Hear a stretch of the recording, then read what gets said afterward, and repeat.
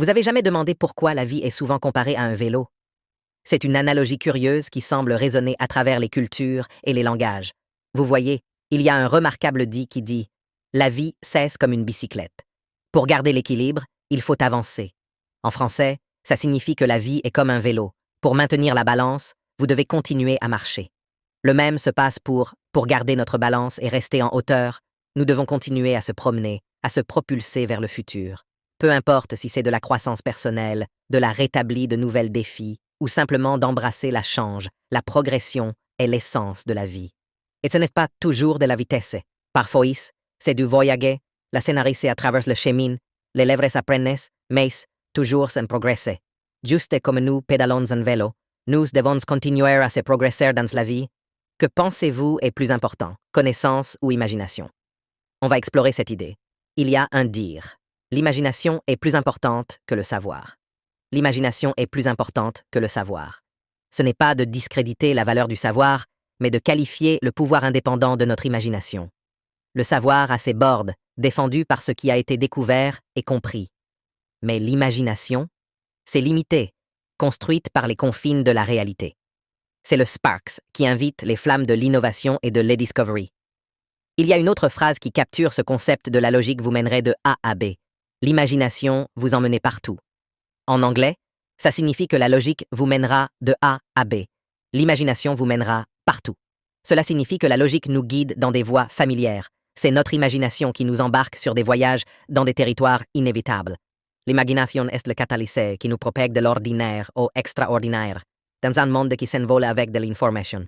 Prenons un moment pour considérer l'essence de la créativité et du savoir. La créativité, c'est la question de l'intelligence en s'amuser. C'est le sparks qui s'invite quand votre intellect commence à jouer.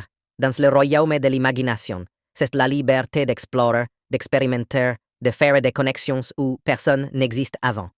C'est le rire joyeux de votre esprit, la durée de rêver et la durée de le faire. D'un autre côté, le savoir n'est pas seulement de l'information. C'est loin de ça. La connaissance est la compétence que l'on a gagnée de l'expérience, de la séquence et les tribulations de la vie, de les succès et les fausses.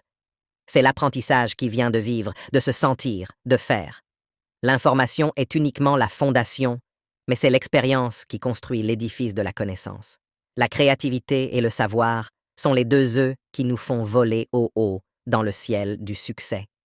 Qu'est-ce que tu crois est le plus grand faillir et le chemin à la paix? Un grand penseur a dit « Le seul failli vrai n'est pas d'y essayer. » N'est-ce pas incroyable? Imagine toutes les opportunités que nous nous laissons entrer dans nos doigts, tous les potentiels que nous nous laissons en bas, simplement parce que nous n'avons pas laissé essayer. Nous ne croyons pas de faillite, de démonstration, de dévouer. Mais l'ironie est que, en essayant, nous avons déjà failli. Maintenant, nous allons nous attendre à la paix. Une autre quête profonde nous dit « La paix ne peut pas être renforcée. Elle ne peut être achetée seulement par l'understanding. » Vous voyez, la paix n'est pas une destination atteinte par force ou imposition. C'est un voyage embarqué sur le point d'avoir une compréhension, une empathie et un respect. Cela nous demande de se mettre dans les chaussures d'autres, de voir le monde par leurs yeux et d'apprécier leurs perspectives. En effet, le chemin de succès est en train de se faire et le chemin de paix est d'avoir une compréhension. Donc, essayons d'essayer de se faire comprendre. Que pensez-vous sont les deux choses infinies dans ce monde? Posez un moment et laissez cette question s'inscrire. La réponse pourrait vous surprendre.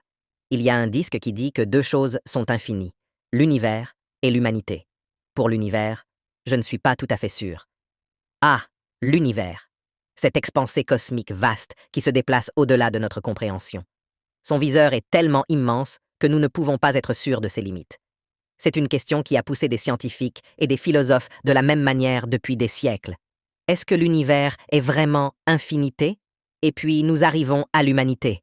C'est vrai, nos propres erreurs émises. Par contre, on ne peut pas s'inquiéter de l'infini de nos folies. Nous avons prouvé de temps en temps que nous sommes capables de faire les mêmes erreurs, de tomber dans les mêmes tracés et de répéter les mêmes patterns. L'infini de l'univers est incroyable.